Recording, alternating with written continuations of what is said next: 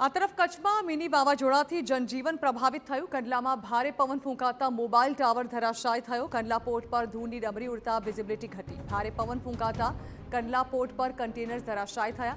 Mundra port પર પણ container નીચે પટકાયા હતા। કચ્છમાં તોફાની પવન સાથે કમોસમી વરસાદ વરસ્યો। વાગડમાં કમોસમી વરસાદ સાથે કરા પડ્યા। વરિયાળી ઇસબગુલ સહિતના પાકોને વ્યાપક નુકસાન પહોંચ્યું છે। આ અંગે વધુ માહિતી સંવાદદાતા નીતિન ગરવા આપી રહ્યા છે। નીતિન, જાણવા માંગીશું કેવો વરસાદી માહોલ છવાયો છે ત્યાં?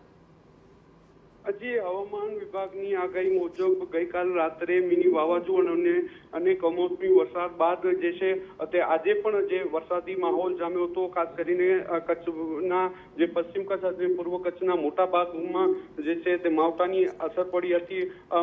માવઠાના કારણે વરિયાળી, ઇસબગુલ, એરંડા, ઘઉં સહિતના પાકોમાં જે છે તે વ્યાપક નુકસાન પહોંચ્યું છે।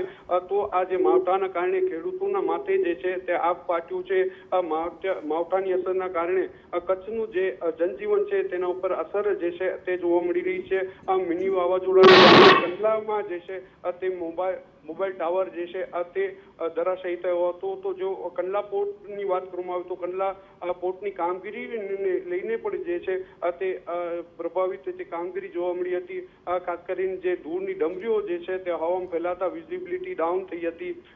જે કચ્છમાં મિની વાવાઝોડાએ જે છે તે વિનાશ વેર્યો છે। ખાસ કરીને જે મુન્દ્રા પોર્ટની કામગીરીને લઈને ક્યાંક ને ક્યાંક જે છે તેના ઉપર જે છે તે અસર જોવા મળી હતી। મુન્દ્રા પોર્ટ પર જે છે તે કન્ટેનરો ધરાશાયી થયા હતા। જે છે હાલ પણ જે છે તે કચ્છમાં ભારે પવન ફૂંકાઈ રહ્યો છે અને જે છે તેની અસર જોવા મળી રહી છે। જી બિલકુલ નીતિન, જે પ્રકારે દ્રશ્યોમાં પણ જોઈ શકાય છે, અહીં વિઝિબિલિટી ઓછી થઈ ચૂકી છે। સૌથી વધુ નુકસાન પણ અત્યારે થયું હોય ત્યાં તેવું લાગી રહ્યું છે, કારણ કે મોબાઈલ ટાવર ધરાશાયી થયું છે, કન્ટેનરને નુકસાન પહોંચ્યું છે, તે પણ ધરાશાયી થયા છે। જાણવા માંગીશું કે આ માવઠાને કારણે ત્યાં કેટલું નુકસાન થયું છે અત્યાર સુધી? જી, ખાસ કરીને જે ખેડૂતો માટે જે છે તે માવઠાના કારણે જે વરિયાળી, ઇસબગુલ, એરંડા, ઘઉં સહિતના જે પાકોમાં મોટી નુકસાની થઈ છે। ખાસ કરીને જે કંડલા પોર્ટ અને જે મુન્દ્રા પોર્ટની જે કામગીરીને લઈને ક્યાંક ને ક્યાંક જે છે તે અસર જોવા મળી રહી છે। હાલ પણ જે છે તે માવઠાની અસર કચ્છમાં જોવા મળી રહી છે। જી બિલકુલ, આભાર નીતિન। તો આપ જોઈ રહ્યા છો, માવઠાની પરિસ્થિતિને પગલે કચ્છમાં તેની ભારે અસર જોવા મળી રહી છે। અહીં કંડલામાં મોબાઈલ ટાવર ધરાશાયી થયો। કંડલા પોર્ટ પર પણ વિઝિબિલિટી ઘટી ચૂકી હતી। આ તરફ ખેડૂતોને પણ ખેડૂતોના પાકને મોટા પાયે નુકસાન જવાની હાલ શક્યતા જોવામાં આવી રહી છે।